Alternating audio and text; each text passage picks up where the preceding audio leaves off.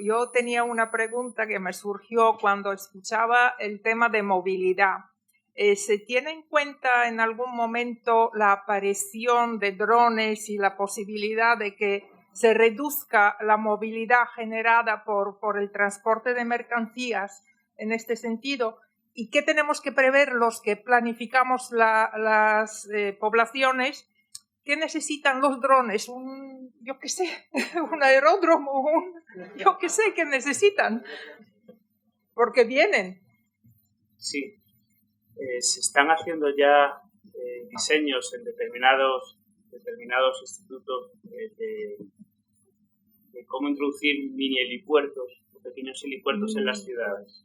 Tienen la terminología es variada, pero en definitiva es eso. Es decir, son bases en las cuales pues, se pueden gestionar el movimiento de varios drones trabajando de forma, digamos, conjunta, independientes unos de otros, ¿no? En ese sentido, pues sé que empresas como Amazon están desarrollando ya o tienen ya muy desarrollado pues este tipo de cuestiones. Otra cosa es que digamos que las infraestructuras convencionales que tenemos ahora mismo en las calles, en las ciudades, pues lo permitan. Pero digamos que las empresas interesadas están ya sobre ello desde hace ya años. Tema de percepción social. Y se ve muy bien la movilidad, ¿no? La movilidad cuando quieres hacer cosas concretas, cuando vas a algo muy específico, es cuando tienes ciertos problemas. La gente está a favor, pero hay mucha gente que está en contra. Por ejemplo, quieres peatonalizar una parte, complicado. Eliminas aparcamiento en el centro, complicado. Zonas de bajas emisiones, complicado de hacer también. Hay una contestación social al respecto. A nosotros en energía también nos pasa, no solamente es la cuestión de movilidad, sino en energía también, pues porque si vas a una solución, como decíamos, muy descentralizada, donde hay que poner muchas instalaciones en muchos sitios, pues puede haber gente que no quiera que estén las cosas cerca de su casa. ¿Cómo podemos combatir, y lo abro también a todo el mundo, ¿no? ¿Cómo podemos combatir esa percepción social? No sé si es con mucha más concienciación, con sensibilización sobre esas olas que nos van llegando y que nos pueden arrasar. Realmente no sé cómo hacerlo, porque haces campañas, haces cosas y sigues teniendo esa percepción negativa. Sin embargo, pues hay ciudades donde han hecho cosas, como puedes ver, ya estando en España, pues Pontevedra, por ejemplo, ha hecho cuestiones relacionadas con movilidad desde hace bastante tiempo, funciona bastante bien, en Vitoria también, pero inicialmente cuesta muchísimo. Gijón, por ejemplo, pues ha costado bastante y de hecho pues alguna cosa se va a modificar, bueno, a peor desde el punto de vista de movilidad sostenible. ¿Cómo enfrentáis eso? Vosotros sois expertos en cada campo, o el público, cualquiera que pueda contestar. Yo sobre este tema recomendaría la lectura de uno de los trabajos del filósofo Daniel Innerarity cuando separa la esfera de los trabajos científicos de la esfera de las decisiones políticas. Y es que muchos de los análisis que hacemos están basados en evidencias, pero cuando se trata de intervenir en cuestiones sociales y hay que hacer una deliberación y tomar una serie de decisiones, ese trabajo de Daniel Innerarity presenta muchas claves de cómo abordarlo. Si nos presentamos como que lo sabemos todo, que la nuestra es la única verdad, ese es un posicionamiento difícil. Por otro lado, los procesos de participación ciudadana excesivamente abiertos, no controlados, también a veces conllevan que aparezcan posiciones radicales y peculiares y no se acabe teniendo una valoración igual. Sobre todas esas cuestiones sociales se ha trabajado mucho en planeamiento sobre participación ciudadana para intentar enriquecer lo que se propone, pero es un reto que tenemos muy por delante. Yo os recomiendo esa lectura, Daniel Innerarity, yo no sé si es un artículo, una columna, entre las cuestiones que tienen que ver entre la ciencia y la política y cómo está bien que se influyan, pero no es todo un único camino. Tiene que haber otra serie de aproximaciones como, por ejemplo, el proceso de deliberación tiene que ser mucho más transparente y participativo y para que no se vea como una cierta imposición. Como has aludido a la cuestión de movilidad, pues también respondo, pero yo creo que hace falta, más allá de que haya propuestas interesantes por parte de quien investiga y proyecta, muchas veces hace falta osadía y hace falta liderazgos fuertes. Yo puedo contar una experiencia personal. Redacté un proyecto de carril bici en una ciudad, salió a licitación y el día antes de que empezaran a ejecutarlo, al concejal le temblaron las piernas y lo paró. Es decir, todo preparado ya para que en la vía principal de esta ciudad, que no voy a decir el nombre, se redujese el número de carriles para vehículos motorizados individuales y se cambiara un carril por un carril bici. Y al concejal le temblaron las piernas teniendo ya los equipos de pintura en situ. Poco después llegó el COVID y eso que podía haber sido una infraestructura definitiva, pues acabó siendo una infraestructura provisional, porque bueno, se pintó de forma un poco, vamos a decir, esto es el urbanismo guerrilla, ¿no?, que se habla. Pues se pintó de forma provisional y luego se revirtió. Y hay un añadido más. Si se hacen cosas, si se hacen mal, la ciudadanía puede decidir o puede decir, vale, esto no me interesa o esto no funciona. En Asturias hay algún municipio que está apostando por el carril bici, no voy a decir el nombre, y los carriles bici que se están proponiendo son muchos en kilómetro, pero están mal planteados. Y entonces seguramente no se vayan a utilizar. Y entonces eso puede ser un problema, porque puede disuadir a otros municipios de decir, voy en esta dirección. ¿Vale? Entonces eso también puede suceder. Digamos, los primeros que se lanzan tienen que ser muy buenos y tienen que estar bien ejecutados y muy bien definidos para que luego el resto pues copien. Esa es la realidad. A mí, bueno, cuando yo empecé con este tema, que no hace menos, hace menos, claro, la cosa está dividida entre adaptación y mitigación, ¿no? Y lo que ocurre es que el escenario futuro es que va a cambiar. Climáticamente, meteorológicamente, no hay patrones, pero nuestros patrones de consumo, los hábitos, nuestra movilidad va a cambiar. Entonces ahí va a haber, esta sociedad va a tener que hacer una adaptación a la mitigación. Dijiste, el coche eléctrico, al final vamos a tener el mismo número de coches. Yo creo que no. Ahora mismo el común de los mortales no se puede permitir un coche eléctrico. Y eso es por las desigualdades sociales, por el desequilibrio de rentas, por la imposibilidad del parque edificatorio de aguantar la infraestructura de carga. Entonces, dice, uno de los lemas es siempre, nadie atrás, no se queda nadie atrás. ¿Cómo? No se queda nadie atrás cuando una comunidad de vecinos no puede permitirse ver la envolvente térmica como una inversión a 6 años si no llega a final de mes. ¿Qué hacemos con eso? Yo puedo contestar con una experiencia, bueno, lo contesto todo igual, tengo que callar, que conocí en una de las jornadas URBAC de proyectos europeos y que después me informé más, creo que es Santa Coloma de Gramenet, en la calle Pirineus, para los que queráis buscarlo, cómo la reforma de eficiencia energética en un barrio con mucha vulnerabilidad social se hacía a través del propio ayuntamiento, quien era el que financiaba y pasaba las cuotas. Es decir, que esos procesos, si los dejamos nada más que a las propias comunidades que se organicen, va a pasar lo que dice Arturo, que aquellos donde haya más vulnerabilidad social pues no lo puedan afrontar. Los procesos de gran transformación en esas áreas donde se solapan los problemas climáticos y sociales tienen que ser afrontados con el respaldo de la administración pública. Y en ese caso, pues ese proyecto que llevó a cabo una corporación municipal, no diré de qué partido tampoco, ya que estamos manteniendo el anonimato, pero si queréis informaros, Santa Coloma de Gramenet, calle Pirineus, y buscáis por ahí y veréis en qué consiste el proyecto.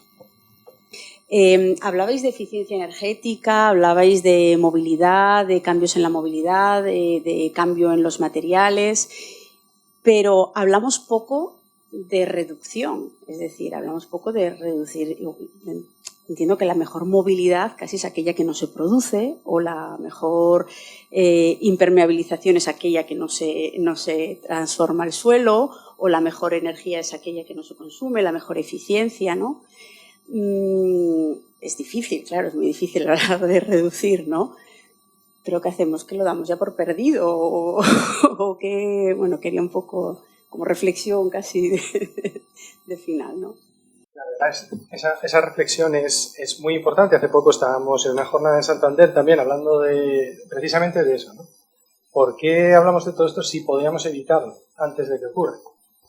Bueno, porque nuestras ciudades ya están construidas prácticamente, lo que es el entorno. Si vamos a otros entornos, sí, ahí sí tenemos opciones de actuar o nuevos desarrollos, eso ya, de hecho ya lo incluye, ¿no? Incluso aquí en el Principado o los nuevos, digamos, métodos de cálculo que están saliendo también en Confederación Hidrográfica, ¿no? Que proponen el uso ya de sistemas de drenaje sostenible previo vertido a cauce natural en nuevos desarrollos. O sea que ahí ya nos indica casi esa reducción, ¿no? No lo hagas, no impermeabilices, y si lo haces, tienes que conseguir mantener la situación hidrológica persistente.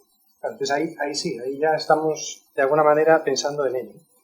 ¿Qué es lo que ocurre si ahora vamos directamente aquí a un entorno ya construido, como suele ser la mayoría de los centros urbanos, ¿no? Pues ya está hecho el daño y casi es regenerativo, ¿no? Por eso que ya todo lo que hablábamos antes de urbanismo sostenible, toda esa línea ya la cruzamos hace mucho tiempo en muchas áreas de la ciudad y ya tenemos que regenerar, tenemos que volver a recuperar esa prioridad, ¿no? Eso por ese lado. Y casi recogiendo un poco también la pregunta de Arturo, que era muy interesante, pues desde el punto de vista de lo que sería el drenaje sostenible, sí que está liderado normalmente desde los entes públicos. Está aprovechando sobre todo los espacios públicos de momento. Por supuesto, incentivando los privados, pero tratando de que esa igualdad llegue, ¿no? Esa gobernanza esté ahí, que es fundamental. Ya la energía se me escapa un poco más, pero bueno, como vecino de Mieres he sufrido también justamente, que seguramente puedan contestar mucho mejor que yo por allí, pero efectivamente tener vecinos que no llegan a fin de mes y no pueden ir a esas envolventes térmicas e introducir esos sistemas porque tienen siempre que poner algo en avance. Pero bueno. Eso efectivamente existe, el tema de pobreza energética o el tema de que para mejorar energéticamente pues necesitas hacer una inversión, existe. Es cierto que ahora mismo, no sé dentro de un año o dentro de dos, pero ahora mismo sí que hay unas líneas de financiación muy potentes que además incluyen criterios sociales y criterios incluso de dispersión, de despoblamiento, y que te hace que sobre unas ayudas de un 50% puede llegar al 80-90%. Hay que seguir poniendo dinero, efectivamente. Es verdad que también hay empresas de servicios energéticos que pueden generar esa inversión inicial y en base a los ahorros pues cobrarse durante una serie de años. Yo creo que es complicado, evidentemente, cuando hay que poner dinero, pues alguien lo tiene que poner, hay una parte pública y otra parte que es privada, como decía, de servicios energéticos. Yo confío también bastante en la creación de comunidades energéticas locales, tanto eléctricas como térmicas. Nosotros, por poner un ejemplo, en el municipio de Ayer estábamos planteando una actuación de una comunidad energética local donde tuviesen prioridad, que era poner unas instalaciones de autoconsumo eléctrico, en este caso con paneles fotovoltaicos en 2 colegios, y que pudieran aprovecharse de la producción eléctrica los ciudadanos de allí, ¿no? Pero con una prioridad absoluta para aquellos que están incluidos dentro de la pobreza energética. Entonces, que no tuviesen que hacer ningún tipo de inversión y que simplemente, pues digamos, aprovechasen de esa parte. Yo creo que algunas soluciones hay, pero no sé si van a durar mucho en el tiempo, porque es verdad que ahora sí parece, por lo menos en el campo de la energía, hay mucho dinero disponible para todo este proceso de transición, porque estamos obligados a hacerlo. No sé si dentro de 4, 5 o 6 años esto va a ser así, pero no es mal momento para eso. Y yo creo que la solución son varias a la vez. Los fondos públicos, el apoyo de las administraciones y también pues, la utilización de empresas de servicios energéticos u otros elementos, o la solidaridad entre consumidores incluso, que es más complicado, pero bueno. Oye, en el caso de ayer era así también, ¿no? Porque yo insistí bastante en que hay que reducir el consumo, y desde el área que a mí me toca o la que puedo manejar de alguna manera, que es el planeamiento, tengo que decir que hay ciertas dificultades ahora mismo de crear esos sistemas verdes que puedan crear un confort tanto climático, ¿no? y de todo tipo de descontaminación que ayuden para que en los propios edificios consumamos menos, que tengamos que aislar menos, tengamos que ventilar artificialmente menos, etcétera, etcétera. Pues las, digamos que barreras o corredores exteriores, campos verdes que se podían hacer hasta ahora atendiendo a la legislación que teníamos, era a través de los desarrollos nuevos. Ahora se está hablando de, digamos que reducirlos, sino eliminarlos y regenerar. Hay un inicio muy tímido de gestión que pueda ayudarnos para gestionar, valga la redundancia, la aparición de esas barreras verdes o conductos o corredores o pulmones dentro de la ciudad. Es muy tímido para poder, digamos que, hacer un análisis, hacer que ese sistema funcione y luego introducir medidas que vayan paulatinamente, pues en caso de calor bajar temperaturas o corrientes indeseadas o simplemente absorber el CO2 a través de ordenanzas. Se ha dicho sí que se puede hacer. Lo que pasa es que hay dos cosas, ¿no? Por un lado, la obtención, que es una inversión económica bastante grande. Luego hay otro tema que no voy a entrar demasiado en esto porque es muy conocido, pero esos planteamientos más estratégicos, más territoriales desde fuera son objetivo de un planeamiento general, y hoy en día el planeamiento general no sabe por dónde empezar porque hay tantas cosas que tiene que abordar y llegar además a un detalle tan preciso y encima cuantificar económicamente lo que cuesta cada cosa, que yo creo que es bastante imposible llegar a abordar todos los temas a la vez hasta ese detalle, y Sonia lo sabe muy bien y creo que está trabajando en eso para evitarlo, ¿no? De alguna manera.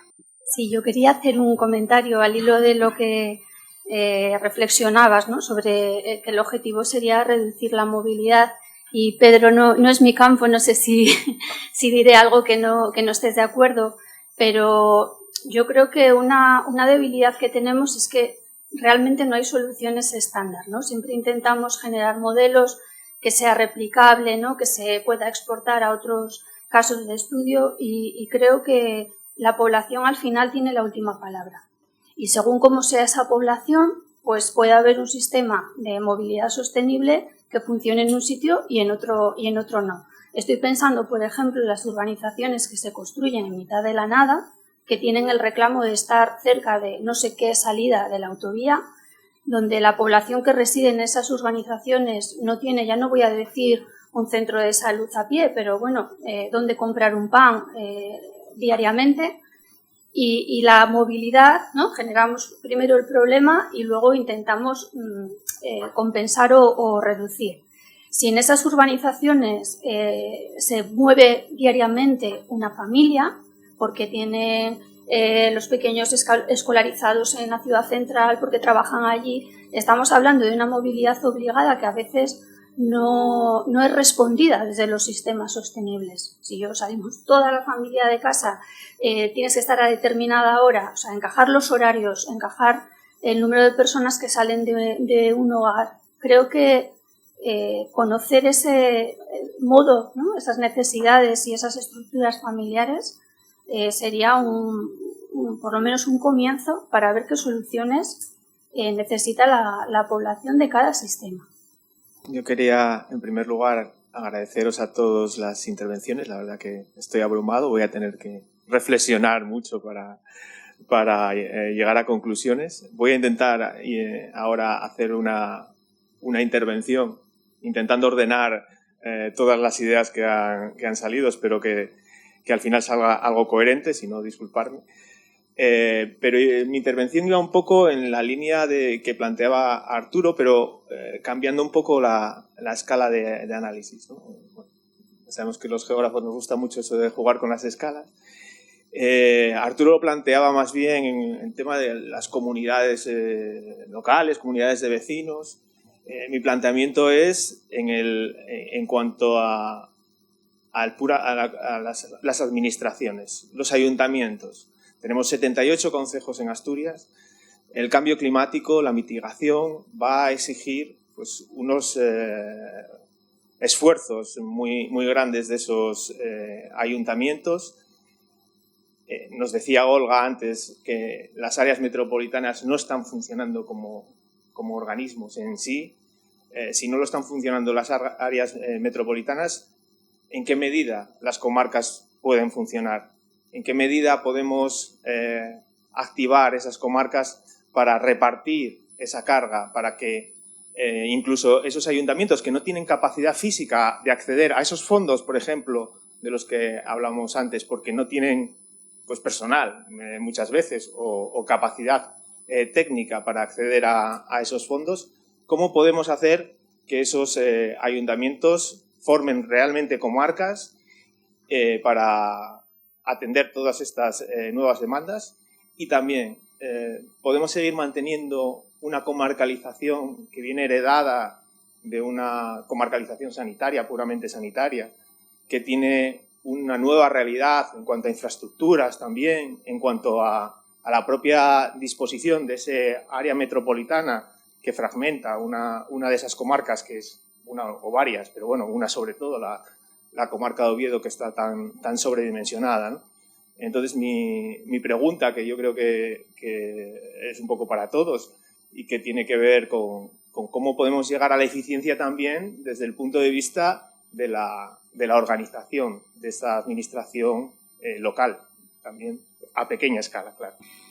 Pues mira, el tema que planteas de, pues eso, cómo los ayuntamientos, realmente eso también es una inquietud que tienen ellos. Hay ayuntamientos ahora mismo en Asturias con muy poca población, una estructura mínima. Y bueno, en este proceso de ir organizándolos en comarcas, sabemos que son unas comarcas que vienen de hace tiempo, pero realmente creemos que la propia evolución puede llegar a remodelarlas y demás, pero no queríamos en este momento pararnos a ese proceso porque entonces nos paralizaba todo lo demás y lo que queríamos era ir avanzando. Y en esas reuniones con ellos, yo creo que algunos ya se han dado cuenta y otros pues lo veían y encontrábamos situaciones muy diferentes, ¿no? Aquellos que ya estaban trabajando de forma conjunta y otros pues que todavía pues veían que no y no sabían cómo. Yo creo que esto como pasa con la ciudadanía, pues todo lleva un periodo, ¿no? de ir viendo cómo al final cuando van siendo menos y sin embargo siguen teniendo unas obligaciones de dar unos servicios a esa población, es necesario que se unan. Y eso hay comarcas que ya lo han visto. La comarca de la Cuenca, bueno, cuando fuimos fue una experiencia muy gratificante porque además les veía pues que muchas cosas se habían puesto de acuerdo porque veían que para dar los servicios que tenían que dar a la población con la pérdida de población que habían tenido o se unían o les era imposible. Y bueno, pues entendemos que esa es por eso hablábamos de esos planes de acción comarcales que son necesarios. Y probablemente cuando empecemos a trabajar ya más detenidamente y focalizando en cada una de las comarcas, algunas sí puedan sufrir modificaciones y surgir otro mapa comarcal. Pero ahora mismo partíamos de ese porque era el que existía, que la gente reconoce y el que nos servía un poco para trasladar esa idea, ¿no? Que lo que hay que hacer, y sobre todo en ciertas zonas, es trabajar de forma conjunta porque tienen unos problemas similares y solo si se apoyan y pues van a poder, pues eso, buscar formas. Y además es la forma también, si vemos como antes en los pueblos se funcionaba. Ahora mismo parece que es que la administración, ¿no? Es la que tiene que hacer todo, y antes pues en los pueblos las testafeiras, cuando había que hacer algo pues se hacía en comunidad. Yo creo que volver a ese espíritu tanto ciudadano y también ese espíritu que algunas administraciones lo adquieran, de que ahora mismo en muchas zonas lo que hay que hacer es trabajar conjuntamente. Yo, si me dejáis complementar un poco lo que dice María, efectivamente en este trabajo que hicimos con la Agenda Urbana de reunir a todos los municipios por comarcas funcionales, es decir, no nos fuimos reuniendo individualmente, sino que los reunimos por esas comarcas. una de las conclusiones que sacamos fue que soluciones pasadas, de hace 20 o más años, como podía ser las mancomunidades o tal, y hay como esa mentalidad de, bueno, es que eso no funcionaba, es que te da... Creo que quizás hay veces que no es el momento para determinadas cosas, y sí que veíamos ahora que muchos alcaldes reconocían el error de aquellos errores, de no haber continuado en esa línea, porque quizás aquel no era el momento, había posiblemente más posibles económicos, había otras circunstancias, igual las exigencias a los ayuntamientos no eran tan grandes, posiblemente los retos a los que enfrentarse, que era lo que decía yo en la presentación, esos límites administrativos, los retos no sirven como municipio, ¿no? Y sí que muchos nos reconocieron la necesidad de trabajar de otra manera, y de hecho, bueno, fue muy gratificante eso, el ver que lo interesados que estaban en ese tipo de reuniones desde una visión comarcal. Y iba a decir otra cosa y se me acaba de ir, no sé qué era. Bueno, no sé, pero bueno, en ese sentido era completar lo que decía María. Nosotros desde FAEN estamos trabajando en línea de lo que comentas, estamos trabajando prácticamente en exclusiva con ayuntamientos pequeños, porque todos estos fondos, todo esto que estaba comentando, no les llega, no tienen personal, no tienen nadie, tienen apenas nada. Y sí estamos trabajando con ellos casi en exclusiva. Un Oviedo, un Gijón, un Avilés, un Siero, Langreo, Mieres, ya tienen suficientes medios para informarse y para hacer las solicitudes que sean. Los pequeños no, nosotros estamos trabajando con ellos.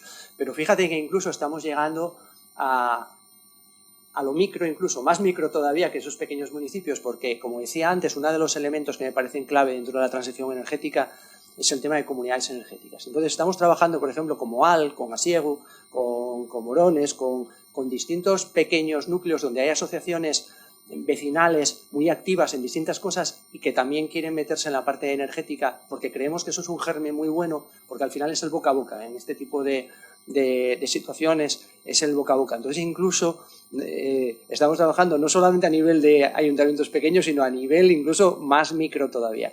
Para otras cosas sí que se necesita cuestiones de escala, aunque solo sea para las licitaciones. Hablaba antes del alumbrado público. El alumbrado público es que yo estoy estudiando el de PSOZ, el de IBIAS, el de no sé quién, el de no sé cuánto.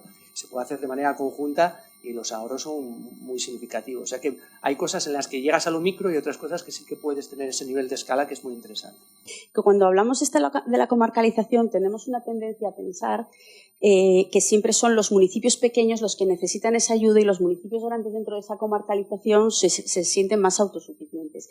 Y eso es verdad a la hora de dotarse de servicios y a la hora de establecer acciones, pero no es verdad desde un punto de vista territorial, porque la ciudad necesita del territorio para sobrevivir, es decir, necesita de ese suelo productivo donde se están produciendo la energía, los alimentos, los servicios ecosistémicos, la biodiversidad, el oxígeno, o sea, todo, ¿no?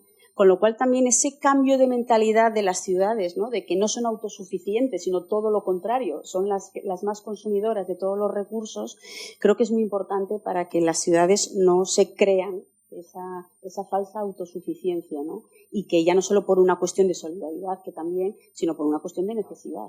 A felicitar antes de nada a la Cátedra de Cambio Climático por esta jornada, que creo que ha sido excelente. Nosotros llegamos un poco tarde, que teníamos hoy pleno municipal, y bueno, la primera intervención de Nieves no pudimos asistir, pero en general impresionados del nivel y felicitar nuevamente a la cátedra, porque bueno, esto es un hito que yo creo que debe repetirse y para pensar en el papel de las ciudades, sobre todo ante la expectativa de cambio climático.